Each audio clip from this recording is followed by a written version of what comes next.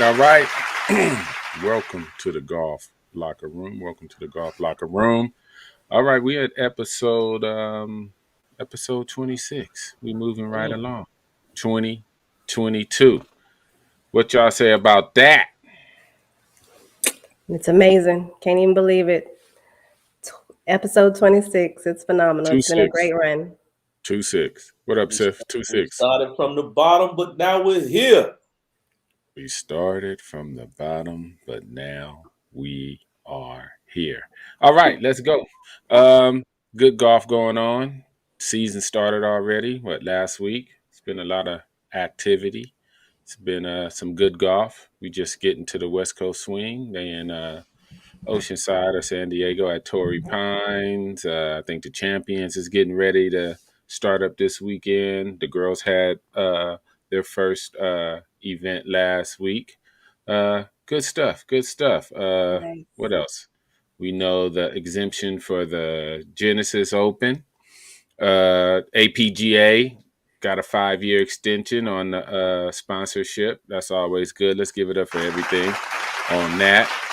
Golf is moving, and minority golf is moving a little bit. We can't be mad at that. We can move it a little further. What's on your minds real quick, Big Sif or Trish? Well, I'll let Trish go last since she's down there enjoying the sunshine. But man, for me, Big Harold Varner, man. Here's the thing, guys. I saw what Harold got someone was giving Harold hell on one of the golf chats.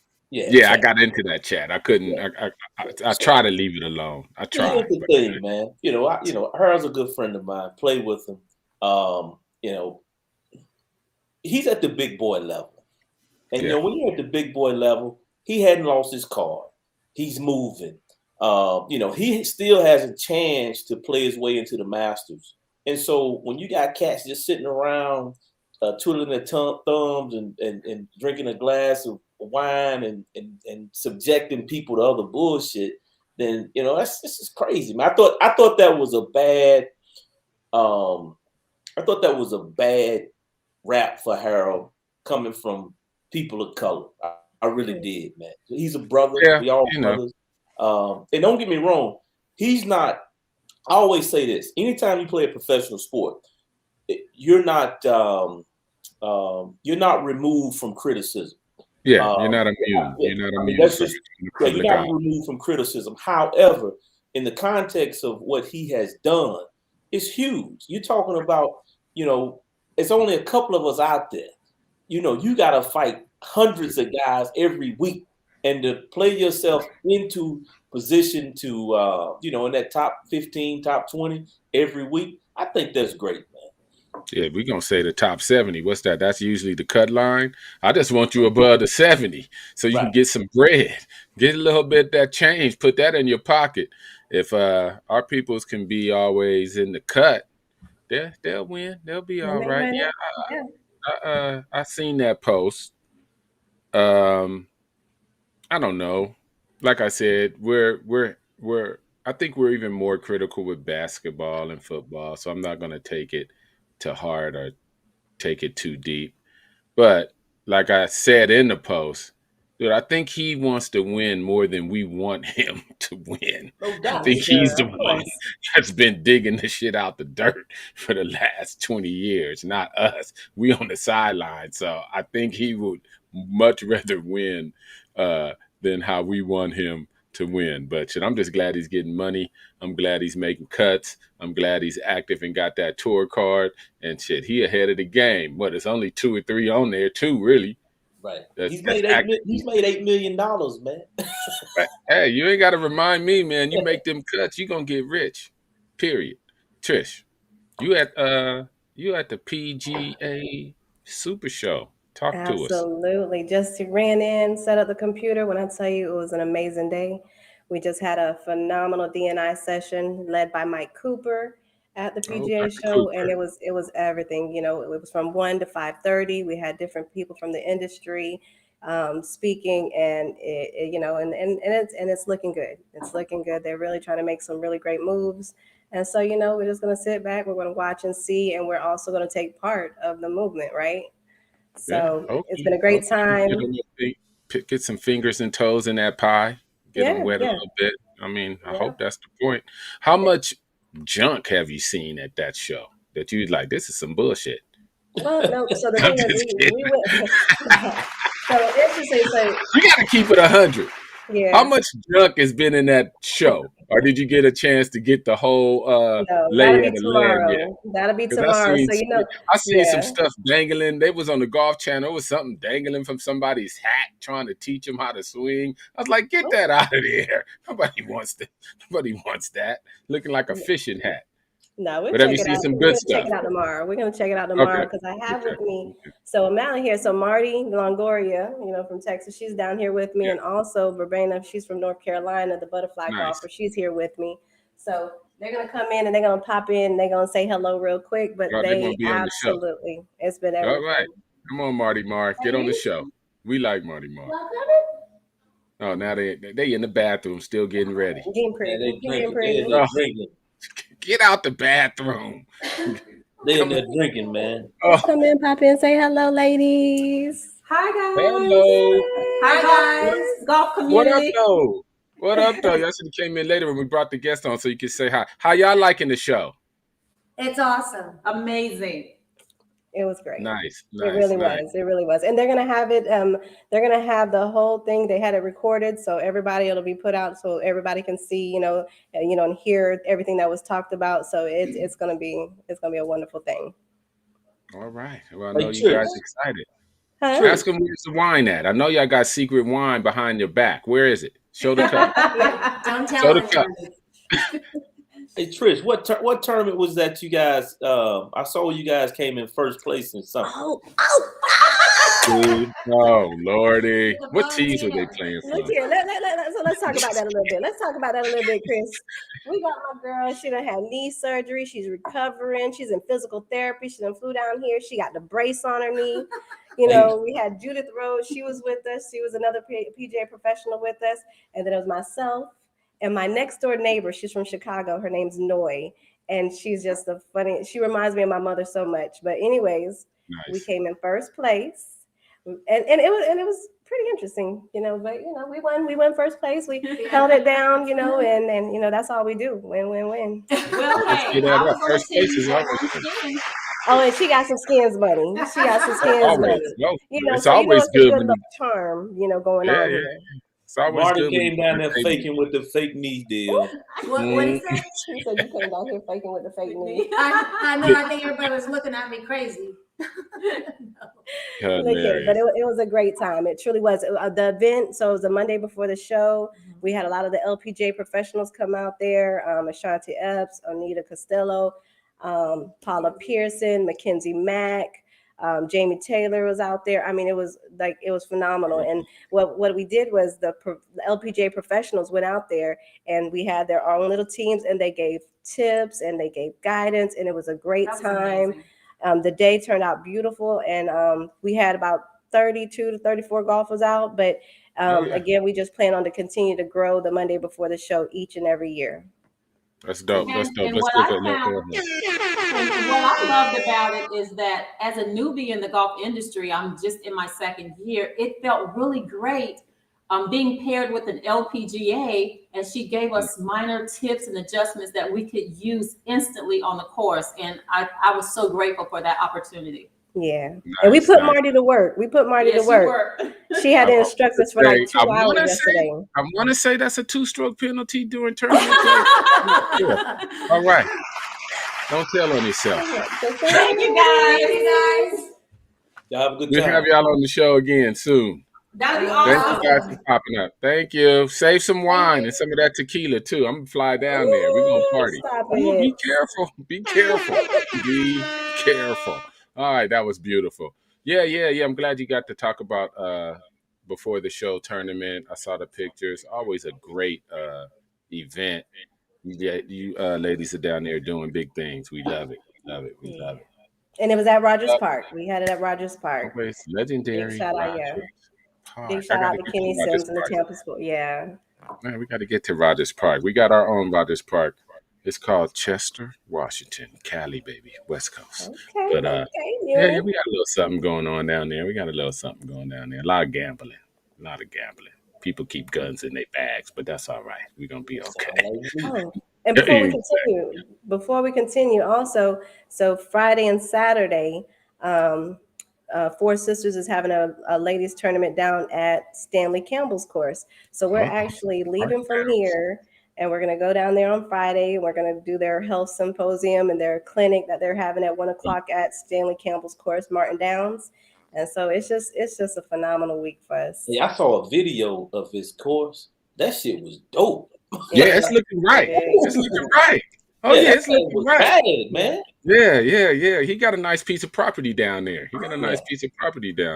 It's looking good. I think even his brother had a little video I seen where him and his son went to visit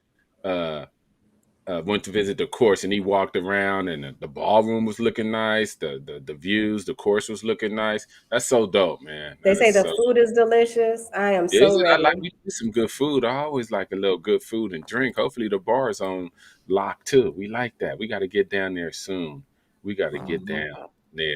That's dope though. Yeah, you on a little worldwide tour. Miss Clark's Golf Life is on the tour again. You know, me and Sif, we born. We just here in our hometowns. I'm gonna head out to. I got y'all fellas. I promise. Yeah. Go spread the word. I'm gonna go to the. I'll be at the Torrey Pines though. Friday, Saturday. You got me and my guys. It's about 40 of us. We always play a day and then go to the event a day. So we'll be out there. I'll be leaving 4 a.m. tomorrow, packing it up, getting ready to go. All right. We've been running our mouths, but we got trailblazers tonight. We got people making big things, golfers winning titles before golf was even cool. He was out there grinding, digging it out the dirt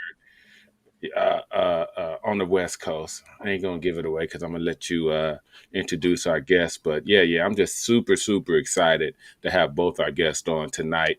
Without any further ado, let's Trish introduce our guests, and we're gonna bring them on. All right, so I got it bullet pointed because I don't want to miss anything. But we have 2 phenomenal coaches from Virginia Commonwealth University. We have Andy Walker and we have Tim Chavis. So Mr. Andy Walker, he's an NCAA champion at Pepperdine. He was an NCAA champion at Pepperdine University. That's right, 7-time national collegiate champion as a player and coach. Wow. 2-time National Coach of the Year. Former PGA and Korn Ferry Tour player with 28 professional victories around the world. And he is now the current head golf coach at VCU, Virginia Commonwealth University. Let's clap that up. We're going to get some air horns too, because it's hard to even put that all on paper. He's been out there grinding, making things happen. What's up with our other guests? Give the bullet points. Then we're going to bring them all in. So we got Coach Tim Chavis. He's got 20 years. He spent 20 years in collegiate football as a collegiate football coach. 5 years head football coach. 50% winning percentage as a head football coach. 97% graduation rate as a head coach. NFL coaches, he's with the NFL Coaches Academy, and we have 3 NCAA Division II records as a head football coach. Wow. And he teaches golf. That's what I Yes, heard. yes. Well, let's not guess anymore. We're gonna bring them all in. There we go. Let's put the welcome, fellas. Welcome. We're glad to have you, Coach Tim, Coach Andy. Yes, sir. Welcome to the Golf Locker Room podcast. Our audience, I'm sure, is just excited to hear from you guys tonight. We always love to have trailblazers, the history and the experience you guys can share with us just goes a long way.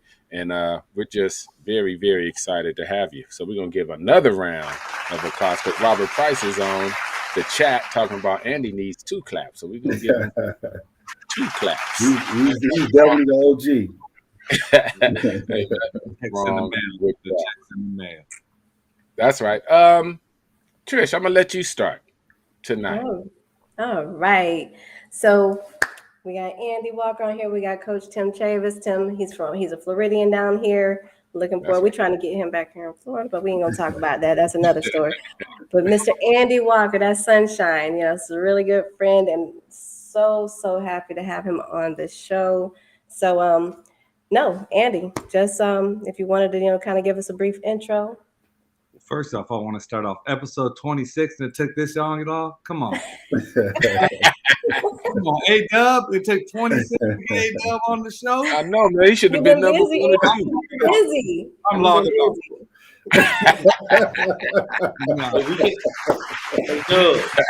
We can't have the first guys on with skinny pants. Yeah. I appreciate you guys having me on. Obviously, like you said, man, I've been doing this for forever. I've been playing competitively for 45 years or 41 years, and this is what I love to do. Played a lot of golf and hopefully inspired others to play, and just for people that look like me and people that don't look like me. I don't care. I just want everyone to play and enjoy this game. Yeah. But obviously, I've known Chris for a while and Trish for a while, and hope to know you better, Manny, even though we West Coast guys. Exactly. Doing my thizzle over there in Malibu. We was all just watching on Golf Channel the Southwestern Intercollegiate. Exactly. They said Tiger won that. They forgot to say Dub won it, but that's all right. Let's get that up then. You won that exactly.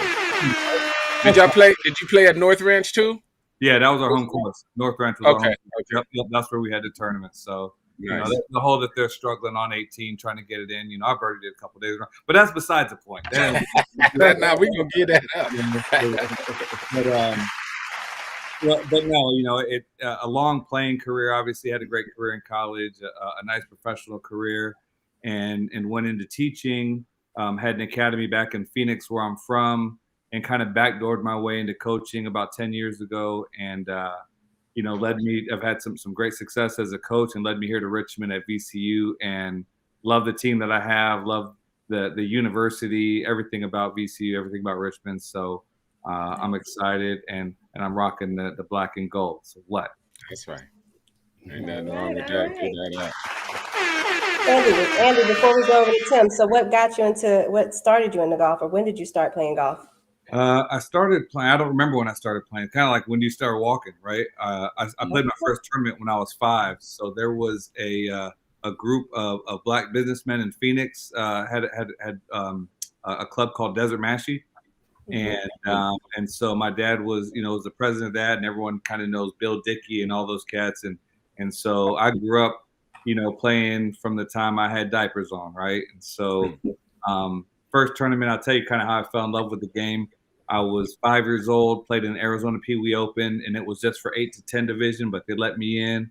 I got them, from wire to wire that week, and I go in, and the next day on Monday morning, they got a picture of me on the front of the Arizona Republic on a sports page, right?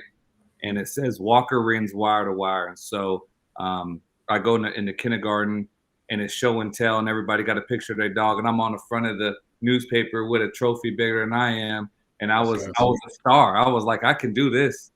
So you know, and since then, I always wanted to be a professional golfer and play golf on TV and do what my idols did, and you know, luckily I did it.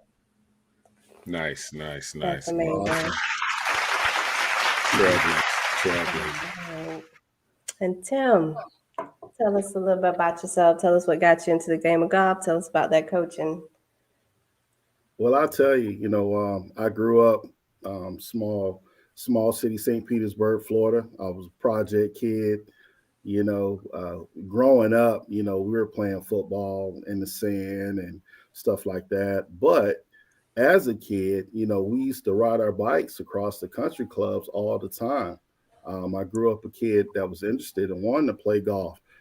And I have a crazy story how I got into golf, you know, but I'll get to that later. You know, like I said, I'm a Floridian. So many golf courses down there, but I fell in love with the game at 13 years old. Didn't know what I was doing. I got suspended at school. So I had in-school suspension, and my science teacher, Mr. Binder, he was the golf coach at my middle school. So he introduced me to the game while I was in detention. So I was in school detention. Nice. He knew he had a plan for me. He knew that, you know, I was causing ruckus in in middle school. So he was like, you know what? If you're going to do in-school suspension with me, I'm going to teach you golf. So I fell in love. I fell in love with the game of golf at the age of 13. Been playing since then. Don't have a great resume like Coach Walker, but like I said, I love the game. I grew up. My best friend is James Dent, his son. I went to school with Richard Dent's son. We played football together. So it's a situation where since the age of 13, I grew around the game. I was always around the game. My uncles and cousins, they played pro football, so I would go to tournaments with them. You know, I was introduced to the game at a young age, and, you know, I just stayed to it. So now coaching for 20 years in the NCAA, you know, you got to retire sometimes. So, you know, I'm just trying to transition and love this game and retire playing golf. And, you know, I'm a certified golf coach now, so I love teaching the game. And it's a situation where, you know, I want to be 80 and 90 years old playing the game. Yeah. It's a beautiful sport. First of all, I want to congratulate you guys on this 26th episode, and I appreciate the invite to come on here with some legends.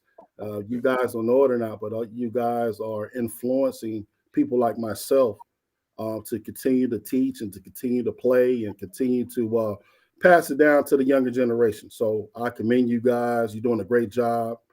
And Coach Walker, you just don't understand. When I got hired at VCU, the first thing I went to is the athletic page to see who was the head golf coach. First day, you know, because this is my love of the game. I was like, well, you know, whoever that head golf coach is, I'm going to go over there, want to introduce myself and just let them know, you know, I appreciate the game. So it's one of those situations that is, I have that much love. And like I said, thank you for having me on, but I'm ready to talk some trash now. That's right. And I know Sif is rating too, because he's a trash talker. So we're gonna kick it off. Sif, we're gonna let you go. What's your first round of questions? Yeah, man. A-Dub, you know, we've known each other for a little while, and just by the guys that you've played with on the tour. Yeah. You know, Elliot Gailey, great friend of mine. Matter of fact, I have his golf clubs that he played in the U.S. Open with in my building. Wow. And so that's how close we are. But he talks about you all the time. Every time we play, you know, talks about how talented you were, and also how flashy you were. So the question I have for you, A-Dub, is confidence. Right. You exude with a lot of confidence. I can tell by the way you dress. You know, when I talk to you off the script and you rocking with Tupac rolling down the road, you have a lot of confidence. How do you instill for those who matriculate into your program? How do you instill a level of confidence to allow them to play with such swagger? That's a great question, and I hope the people that I work with kind of, you know, express that as well. Really, it's hard work. I think that the more you prepare, the more confident you can be justly. And I think there's a lot of fake confidence that goes out there. But you really know when you've outworked everybody, when you've done the right things. I was confident when I played because I deserved to be. Right. I knew I outworked people. I prepared physically. I prepared mentally. I prepared emotionally. I prepared spiritually. I did everything I could. I didn't leave boxes unchecked. So for me, I felt like I always had that 15th club in the bag. And so, and I think when you're playing it, so I was talking to a player today about acceptance, right? And finding ways to accept the outcome of certain shots, but being realistic inside of that. Right. I mean, you see players all the time hit a 8-iron to 25 feet and be mad. And I'm like, oh, you two over par. You ought to be happy you just hit the green. Right. but to be honest, if you look at the stats of the best players in the world, ain't nobody averaging 25 feet for no 8-iron, not even Tiger or Colin Morikawa were the best iron players ever. So, we have a tendency to be so hard on ourselves. And I know I get hard on my players as well sometimes. But it's because I know how talented they are, and I don't want to see them not reach their dreams, not reach their potential playing this game. Because, I tell everyone, this game, it owes me nothing, but it's given me everything. Right? This game has given me a great life and a way to, support my family and provide for my son and a lot of different things. So it becomes a venue and an avenue for me to help players behind me reach their dreams and actually find new dreams. I tell people that this game is so much better and so much deeper than you even know. One of the best things I heard Bubba Watson say when he won the Masters and he was crying, they said, is this what your dreams felt like? When he said, my dreams never got this good. I never had a dream this big, right? And I get to live that dream every day. So so my thing is to keep pushing these players how good they can be, but at the same time know that we have to work to get there. Right. Definitely. That's good. So part of that hip hop, I grew up a hip hop head. Me and you talk hip hop. I don't like this whole new, I can't. I'm a head, right? Like KRS-One, Rakim, Big Daddy Kane. I'm those kind of cats, right? So with that being said, there's a confidence and swag that goes along with that lifestyle, right? And so it's everything we can to exude that. I live that lifestyle, right? I ain't no thug. I ain't no hip hop artist. But at the same time, I understand what they're talking about and I feel it. So I walk and I play with that swag as well. It's nice, dope, nice. man. Yeah, it's nice. Get that up again. Hey, Coach T. My question for Coach T, just the same question I asked A-Dub, but you're a leatherhead like I am. We've played, and I'm glad we've got a football player on here because a lot of times people just assume that we play football, that we can't play golf. And so I guess the question that I want to ask you is the same question similar to I asked A-Dub in terms of confidence. You were very confident when you played the game. You're very confident when you make a call, 4th and 1, you need 1 yard to win the CIAA championship. So you have to be confident in both of those positions. How did confidence translate over to golf? Now here's the flip side. In football, we miss a tackle, we go harder. We get more intense. In golf, we make a bad shot. It's the antithesis. We have to pull back. We have to relax. So how do those dynamics play in your skill set being a football player going over to golf? Man, let me tell you, you hit it on the head. It's totally different. Confidence-wise, with golf, you have to really concentrate. It's not like with football, you miss a tackle, you get that aggression. If you get that aggression in golf, you might, you may not par or you may bogey just because your actions, your reactions and everything, but having confidence is everything. As a player and as a coach, you grow up, you have to love the game. You have to understand the aspects of the game. And that's one thing, the older you get, the more respect you get for the game. And like I said, it starts young, just like what Coach Walker was saying, as a pamper, it starts young. You start building that confidence when you come out the womb. And that's with any sport. And that's the same thing with me. Once I got the womb, I was in Pampers. I had a football in my hand, and it started building confidence as a kid. And it grows and grows. And then, like I said, I bet Coach Walker is still learning more about the game, even though he's a pro and he still teaches. It's just when you have good confidence like that, you can never stop learning.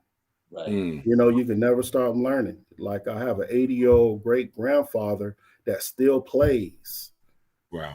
Still shooting in the 70s and the 80s at 80 years old, right there in Birmingham, Alabama.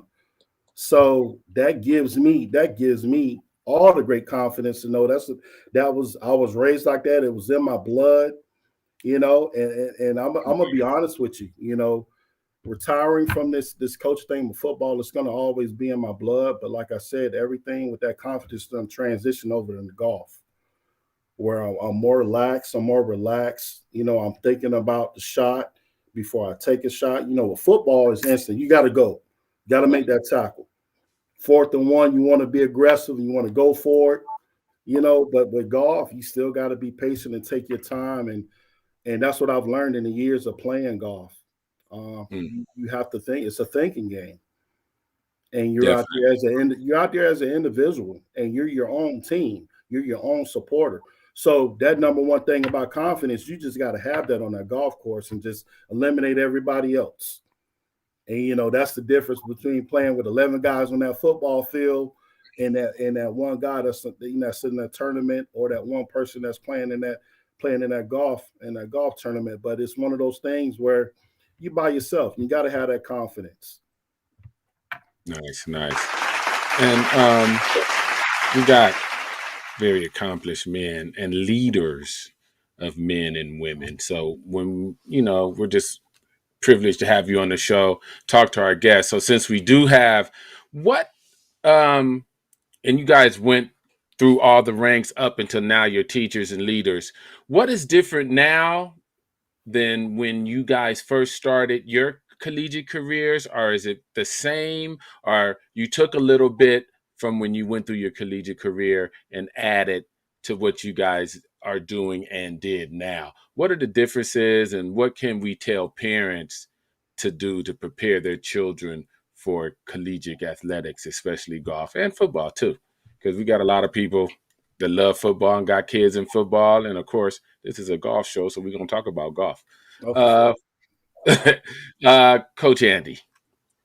Wow, the game is changed dramatically. I think technology is one of the biggest things. We grew up as field players. We didn't have no range finders, man. We had 150 pole, man. That was like, I'm about 15 yards from it. I got 165. We didn't, That's now, right. So what I've had to do is I've had to change how I talk to players, right? So instead of me saying hit 3 wood up the right side, we've got stats and analytics of decade golf, and we've run through combines to where we know what our tendencies are and our shot dispersion is, to where it's the same game plan, but now our feel is quantified in stats and numbers, right? Nice. Kids understand that a little bit more, right? It isn't such a feel thing anymore. I mean, you've got to be really precise about, I didn't know angle of attack when I was 15 years old. I know I hit down on it to make it go that way, and I swing this way to make it go that way, right? So now there's TrackMan, and there's Flight Scope, and we have the Sam Putt Lab, and we have Capco Putting, and all these different. We have ground force reactions. Ground force reactions to me was get on your left side, right? Exactly, stack that left. But now it's you've got to talk their language, right? So I can't always tell players how I learn the game, right? We learned how to dig it, just like you said. We learned how to dig it out of the dirt. Go shoot 68 and then fix our swing later. Well, now it's like grow up and get a really good golf swing, and then learn how to move around a golf course with that. So that changed a little bit, and I think we see it in. I mean, I'll go ahead and talk about it with Tiger, right? Okay. Who's gonna tell Tiger how to hit a golf shot?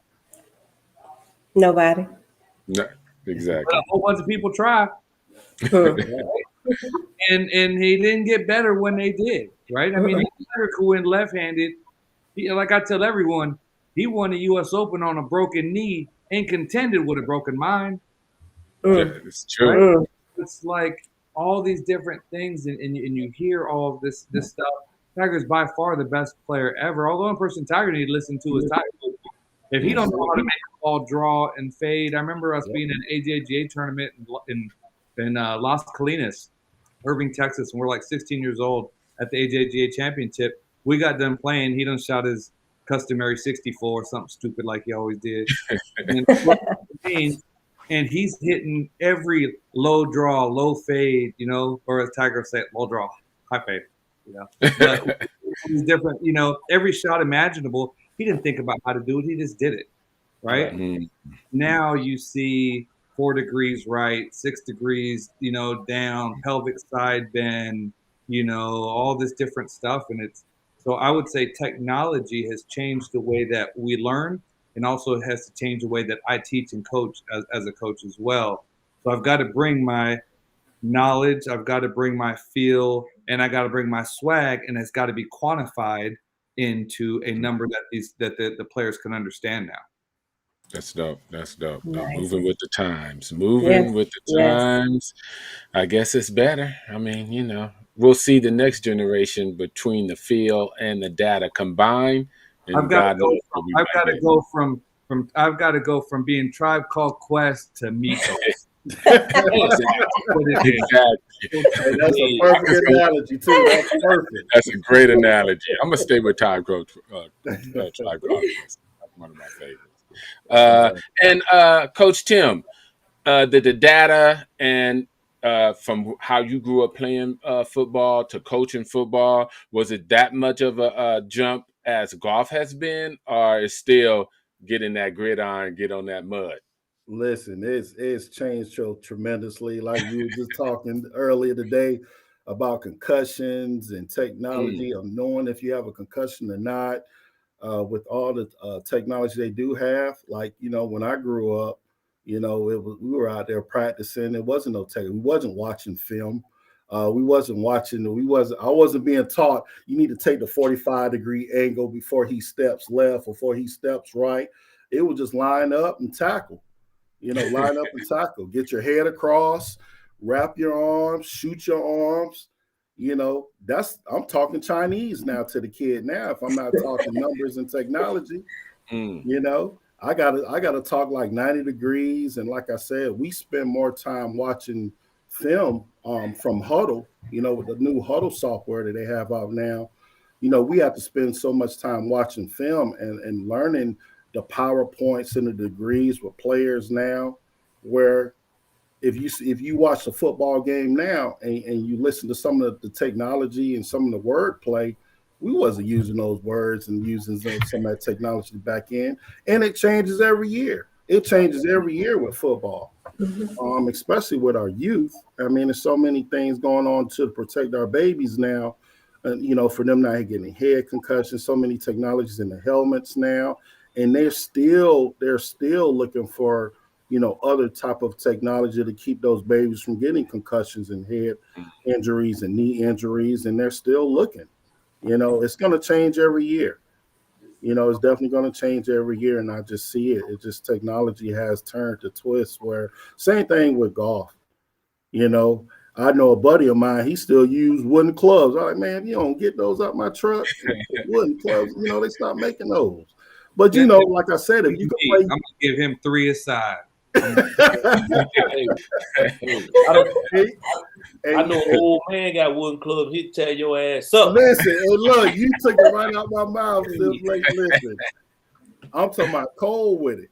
Cold with it. Oh man, but with this new technology with these drivers and everything, you can't tell a new kid nothing. Just like that Mhm. analogy what we talk about the Migos and Tribe Called Quest. Listen, no, but that's it, man. Like I said, the technology has changed the game, and it's going to continue to keep changing every year. And more with football to protect the player. As you can see, you can't even blow at a quarterback. You can't even, Not anymore. it's a penalty. Right. That's a wrap. And that's and Yeah. that's changing the game where they're trying to protect from certain injuries and stuff like that because guess what? They don't have all the technology to tell you about the CTEs and stuff like Mhm. that that's going on with the brain and stuff like that. They're still doing research right now, Okay. but Yeah, like that I said, makes it's changing every year. that makes sense. Trish, let you get in on the conversation. Yeah. So kind of to piggyback on the question that Manny was had asked. So for the collegiate golfers coming in, or the collegiate hopefuls that want to come in, is there a path? Is it high school golf? Is it competitive golf? Is it a combination of both? What would you tell the youth and these parents, as they're bringing up their kids to play college golf? Play as many tournaments as possible. I would say golf isn't really like I couldn't tell you a single high school any of my players ever went to because we don't really follow high school golf. They do 9-hole matches, and most of the kids aren't really, probably that good. I mean, there's certain schools that are kind of dominant, but it's going to be play as much competition as possible. So when you get as young as you are, when you start, I don't care if it's U.S. Kids, AJGA, your local junior golf association, a regional, national. There is no substitute for competition. So play as much as possible. Find out who the best players are in your area and do what they do.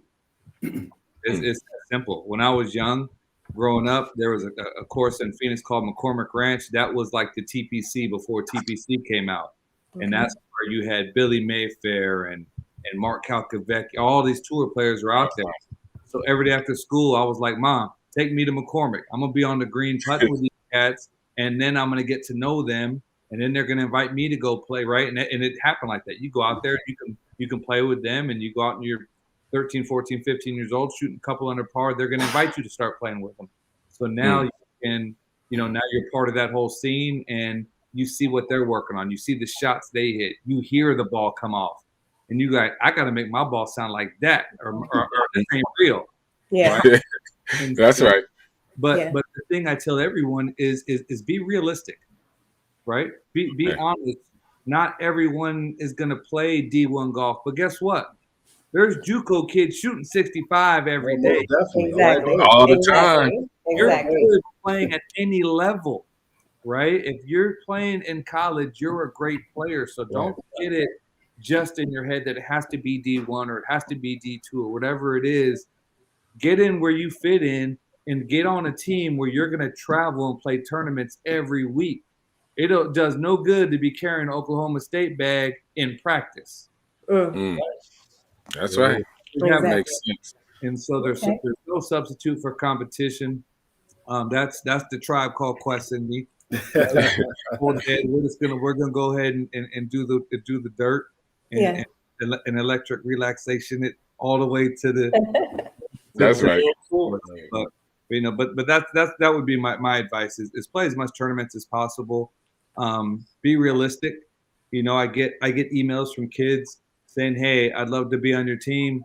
I think I could help out your team. I played really good last week. I just shot 77, 79." And I go, you didn't do any research, bro. Know who you're talking to. Know about the coach. Know about the city. Know something about the university. It could be something small, but it means a lot when someone says, "Hey, I knew that you played at Pepperdine, and I've got an uncle that went there," or whatever. Just little things that make me want to keep reading. Right? Something's got to catch me here. It's either going to be that you just shot 68, 68, and I don't care who I'm on you. Or, if it's not quite that, there's got to be something that's going to help me get to the next line. That's right. Okay. And then Tim, wanted to ask you real quick. So you're loving golf, you're coaching football, and then what I know, and especially down here in Florida, We have a lot of retired NFL golfers NFL football players that have taken up golf and love it, love the game. So my question to you is, you have your athletes.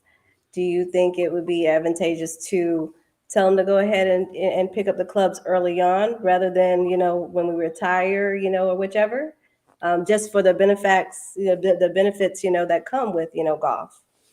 Most definitely, most definitely. And before I answer that, I want to piggyback off what Coach Walker said. One thing that we did in Henrico County, First Tee has joined with Henrico Police Department.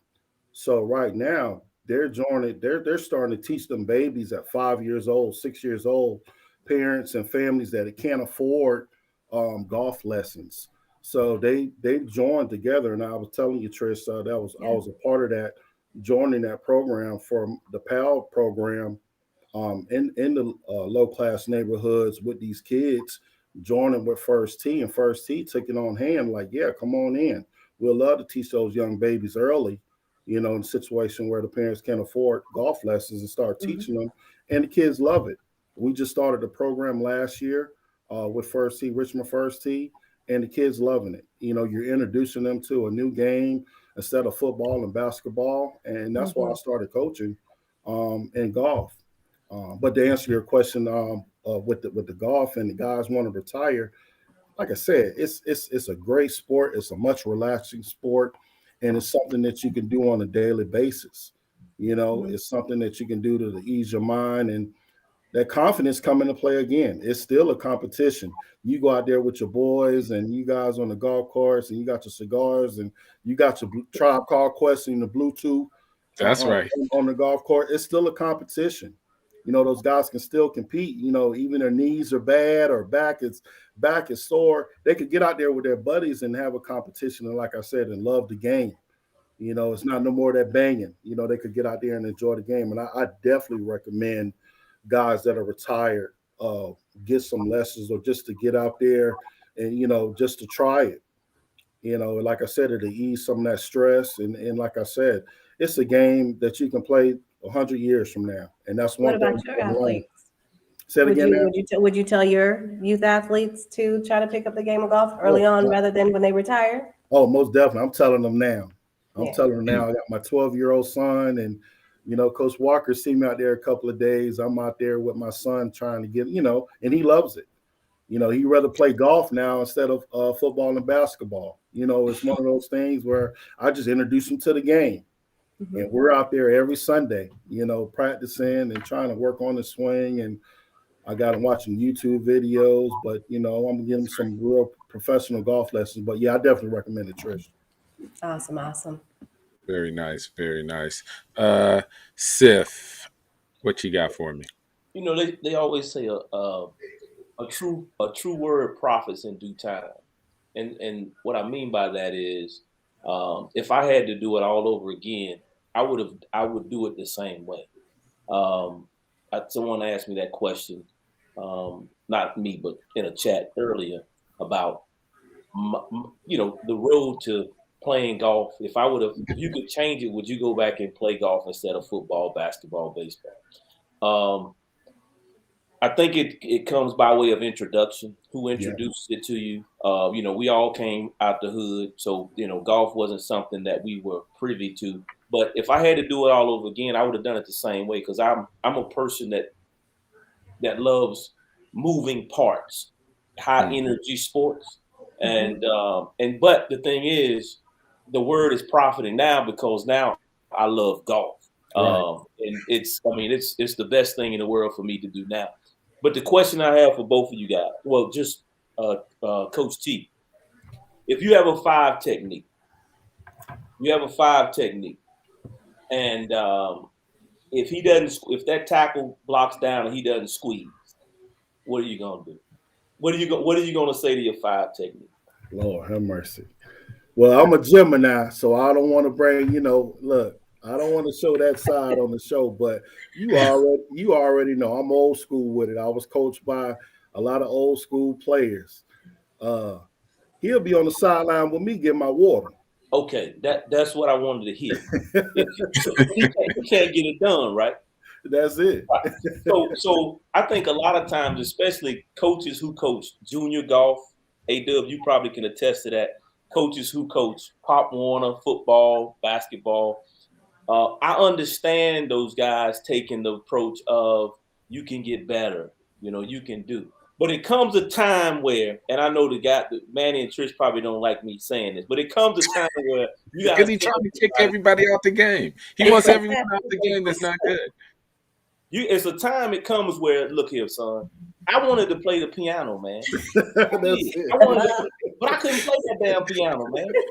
So, but the thing was, I understood that I couldn't play the piano. So I had to go do something that I could do. So I don't think it's harsh to tell a kid that this isn't for you. So do you guys ever run into those scenarios and situations? And if so, how do you handle it?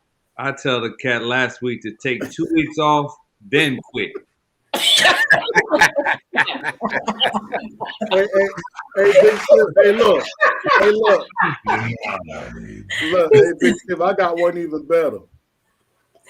Look, I made him my manager. I was like, you know what? You'll be a really good football manager. You think like I think, and you know what? You could come to my office every day. You could travel with the team. You can help me out with this paperwork. So hey. Thanks, Sif. You know me. I'm never gonna bite my tongue, and it's probably good and it's a detriment. I told him last week we sitting out there about 285 into the wind. He got all carryover water, right? Hit his drive 250. He waiting on the green. And I said, hey man, you got to pick between 2 clubs. And he said, which ones? I said, the one you ain't got and the one they don't make. So hurry up.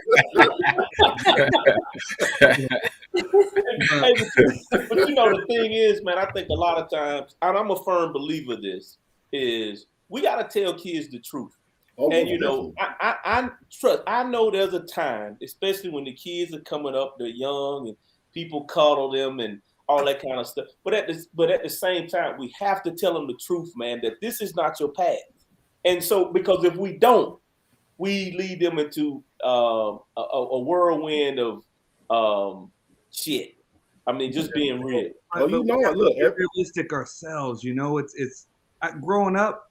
Like I played baseball, basketball, and golf in high school. Right, I was a good pitcher. I could hoop, but what am I gonna do against LeBron, man? Like I think be realistic, right? There's Steph Curry now, right? Mm-hmm. Everyone wants to shoot out there and shoot 50-foot 3-pointers, and they can't make a layup. And it's like, so it's like we just have to be realistic. If you're a senior in high school shooting 78, not saying that you can't play on tour. Calvin P picked up the game at 28 and 28 and a half, he was on tour. But he's the exception. He's not the rule. Right. So the thing is, it's the fine line of trying to not be a dream killer. Because to be honest, who am I? You got a thing right there that says I ain't got the monopoly on truth, right? Right. And I've heard you say that before. Who am I? AW, I done played some good golf in my day, and I still gets down. But who am I to tell someone that they can't play on tour or play at VCU? Now, they could tell them that, I probably should tell more people that.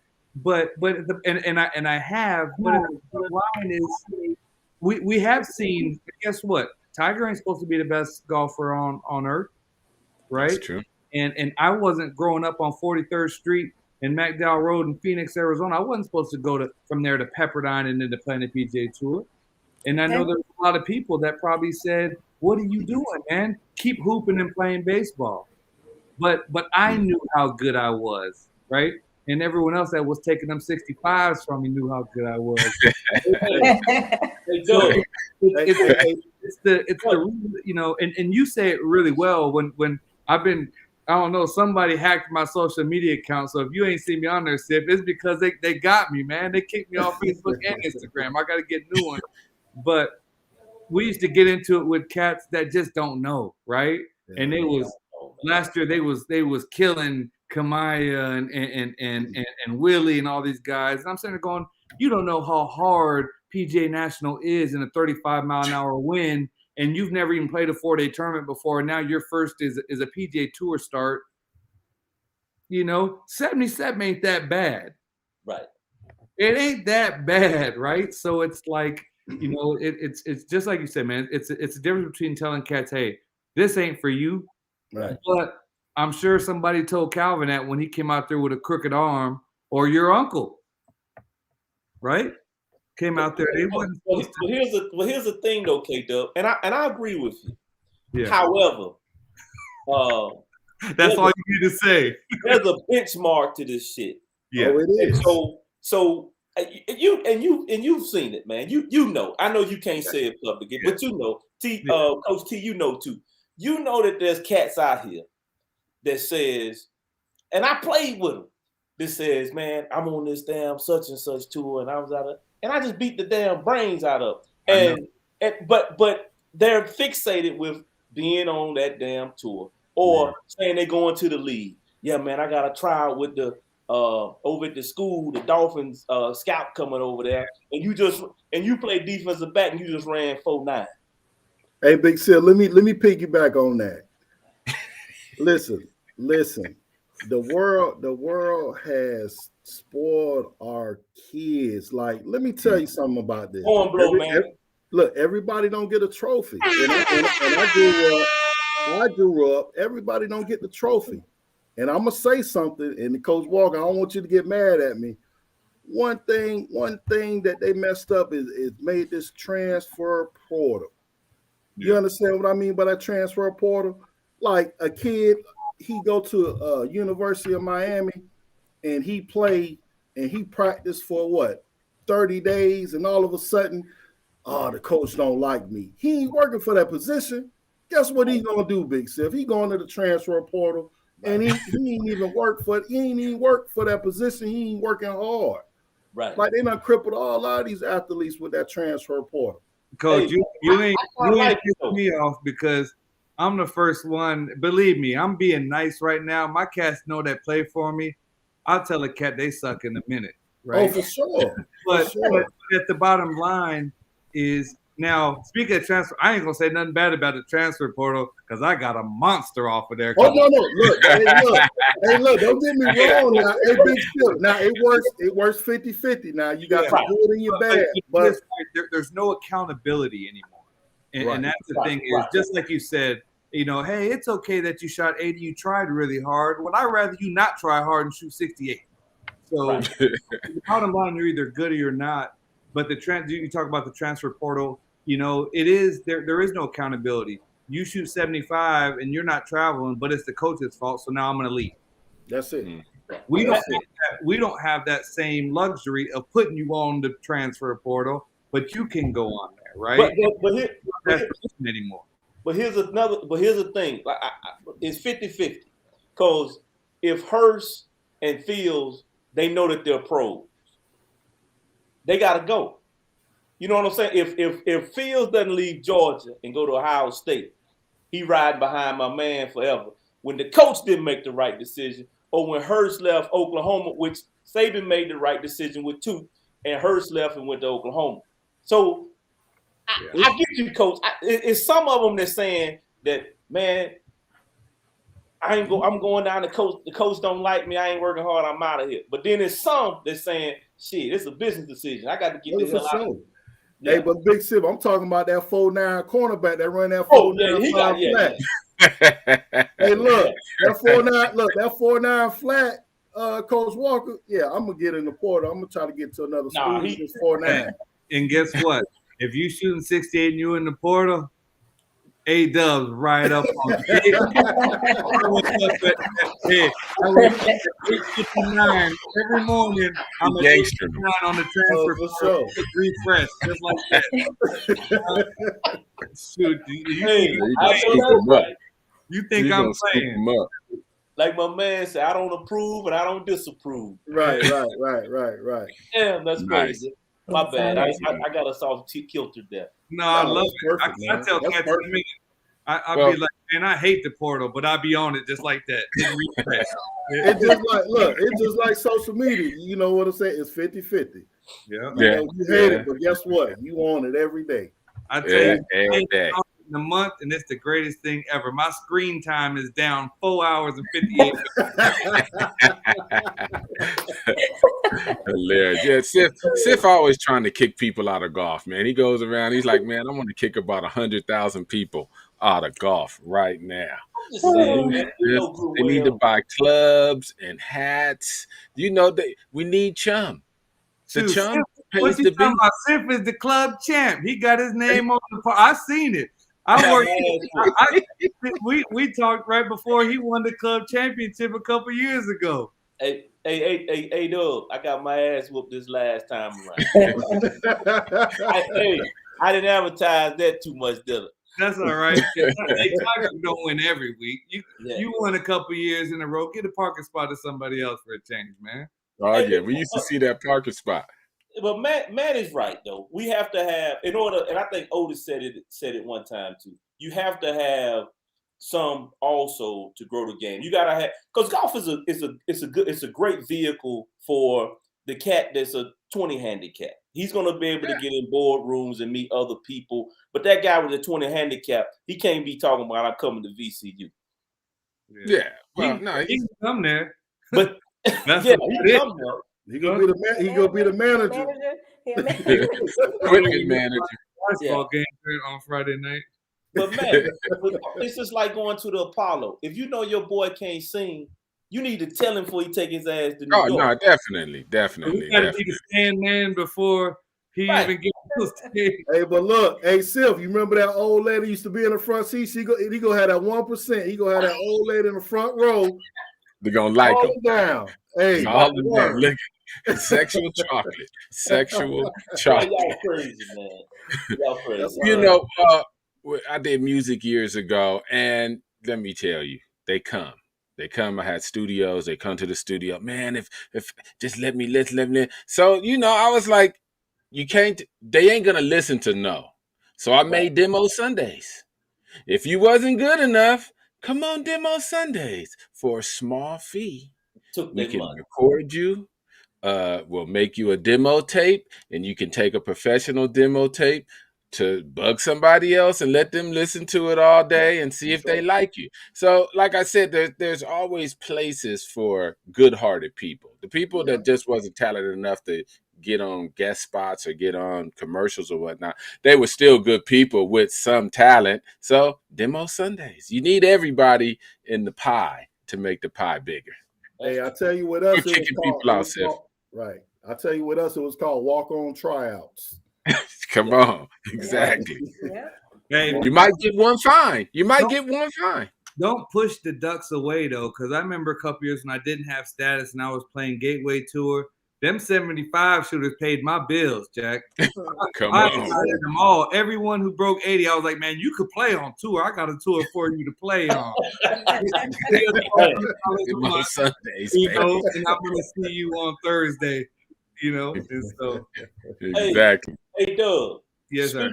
Speaking of tour, talk to us about the Big Break, man. That's kind of where I first learned about Andy Walker, man, and the Big Break. That was for those who don't know, the audience, that was a highly televised amateur golf event where it was, skills. It tested your skills, and A-Dub was one of the contestants on there who really fought hard and played well.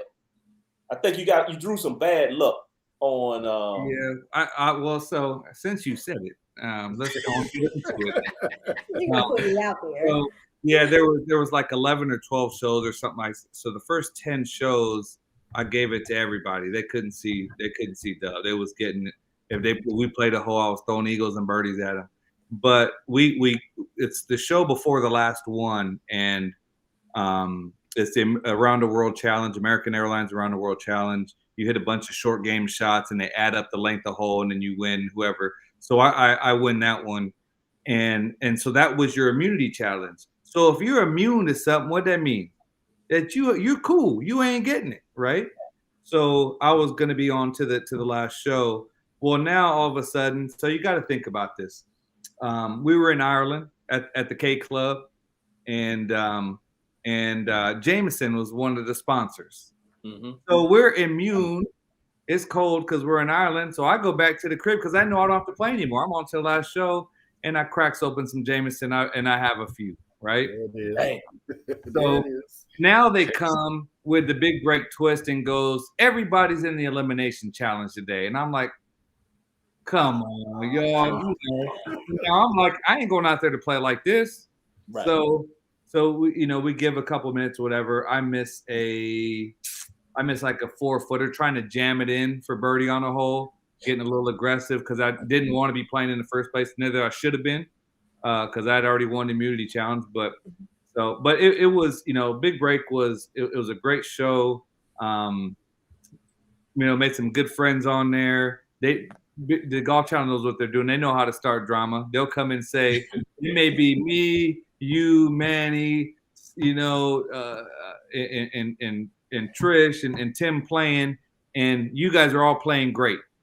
But say maybe, Sif, you bladed one on the green, and they asked me, tell me about the blade on 15 that, he hit. And I go, man. And I may have said, Sif, it was 4 under par. He was striping it, but he hit a shitty chip on 15. Right. All they gonna show is that. Yeah. So and they're like, oh man, Dub is talking noise about it, now I would jump on them, and then they be believing it. So now drama in golf? Not no drama in golf. Like, man, forget you, man. And so it's just how it happens. And but it was a fun show. It was good. Unlike most people, they go on it before because they're looking for the big break to play on tour.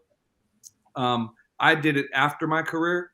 After I had played on tour, they asked me to do it. I didn't want to do it because I thought it was a step backwards in my career, to be honest.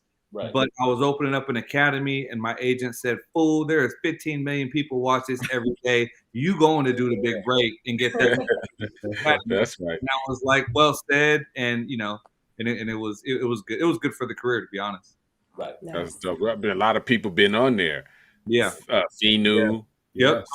Parks, Will Laurie. There's a gang of people that's been through that show. Yep. That's Matt still doing something. Tommy Two Gloves. Jay McNair. Yeah, my man J Mac. I just saw J Mac. I was in Tampa recruiting 2 weeks ago, getting out of this snow, and kicked it with J Mac all day on the golf course. That's my man. All right. That's right. We ain't gonna keep y'all too much longer. We're gonna have parting words. We'll let Trish go last. Sif, don't kick nobody else off the golf course, but let's get some parting words from you, brother. Hey man, first of all, A-Dub, it's always a pleasure. It's always integrity, character. First with you, you've done. I consider you a general. I always say it's pecking order in this game, and you've got some privates, some sergeants, some lieutenants, and you've earned your bars as a general. And you're going to do some phenomenal things. And I think the young people at VCU, they've got a hell of a coach. And I look forward to watching you guys play. And hopefully that I'll make it to some of your North Carolina events, man. So I really appreciate your friendship. Coach T, it's always good to see another leatherhead, man. Nobody understands being in the trenches. No one understands getting out of bed and taking 15 minutes to damn warm up, get to the bathroom. Nobody understands any of those things. So I have a high level of appreciation, for you because you're a football player. Most times people, they always relegate us as being football players, jocks, not having any association to the game of golf or being halfway decent in the game of golf. Right. And with your CIAA championships, man, you're a record holder. That means you're a champion. I appreciate to be in your presence, but I am going to cut your damn head off when I see you. Hey, look, let's do it. That's always. And again, we just really, really grateful to have both of you guys on. It's always great to have trailblazers and people who's actually been in the trenches and done it. And, our audience appreciates you guys for coming on, giving them real, not speculation, not conjecture, but that real, real. And we just, again, want to say thank you. Trish, ladies last, but they always first. Wow. All right, fellas, thank you so much again for coming on the show. Andy, I remember when I first met you, I was like, oh my gosh, he's gonna be bougie and stush, and I didn't know how to take you. And then I found out you was one of the realest dudes I've ever met in this game of golf. And so, I'm so thankful for our friendship, obviously. So thankful for you coming on the show. Real quick for the both of you, Andy, do we see any future things? Do we see you, doing any senior tour type things, or we got anything to look forward to? It's a lot of money out there. It's a lot of money out there. Well, hold on, man. I'm 32 years old. What you talking about? You know what I mean. And about Man, you know what? I get asked that all the time. I think it's a compliment and a backhanded slap against the face because I'm old. I don't know. You know what? I love this game at a different level. I think my legacy in this game is not going to be through the golf shots I hit anymore, but the ones I help others learn how to hit. And so, I don't know. But you know what? Come 49, I might be taxing that ass. Who knows? That's what I'm talking about. And then Tim, for you, Tim, I know we spoke, and so I know you're saying that possibly you might have a book coming out here in the future. So do we have something to look forward in regards to that? Oh, most definitely. Just from me learning how to play golf and having this exposure and meeting 4 new friends tonight, you guys are definitely inspiration of what I want to do for the future. Coach Walker, you like I said, you just an inspiration. You just don't even know it yet. You're such an inspiration to all of us young golfers and young coaches out there. We look up to you. We look up to you guys. But one thing for sure, this is going to be this is monumental for me. This is something I'll never ever forget. But most definitely, it's the book is going to be expiring. It's going to be a lot of golf stories in there, starting with Big Stiff first. Uh-oh. Exactly. You know what Fred Sanford said, right? He said, don't shoot until you see the whites. I love it, man. I love you guys, man. Let's stay in contact. I love you guys. Hey, look. The reason Trish didn't know how to take you is because this is what she told me. She said, I don't know how to take A-Dub, He's, wears the wing toe shoes and the collar shoes, and he got that hair like damn Mr. Drysdale on damn. I did not. It was a swag. You know he lying, Andy. You know he lying. Hey, Coach A, it was that swag, man. She couldn't handle that swag. It was that swag. I could not believe how real he was. I'm telling you, that's that West Coast swag. Don't get it twisted. That's that West Coast swag. She was like, and bougie and going on. And you know what? How many times I've heard that? But at the end of the day, I am hip hop. So that's right. That's why I put that PE on y'all. Hey, Coach, I'm gonna bump that Tribe Called Quest in the truck as soon as I leave. Hey, if you that's right. balls over at so we have we got our own center over there. We hit balls out of bays and stuff over there at the First Tee downtown, and Coach is over there with his son hitting balls. But I got to turn it down when you guys come because it gets raw in there. I have my going. Yeah, it ain't nothing nice half the time. So when they say the first tee comes, then we go ahead and R&B it a little bit, and I slow it down. Hey, Coach, I'm waiting for my invite, Coach. I'm trying to come check you out, man. My man, you're always welcome. Since you're there. Thank you guys again. Like we said, you always family. Coach Walker, Coach Tim, anytime y'all need to come on or want to come on or sell some stuff or just talk, you always welcome. Once you on, you family. That's what we do. We make connections. Everybody go buy that dub line, www.dublineGolf.com. www.dubline.com. I'm going to put it in the liner notes too. Let them click that link and go get that immediately. And on that note, guess what? We out. I came in the door. I said it before.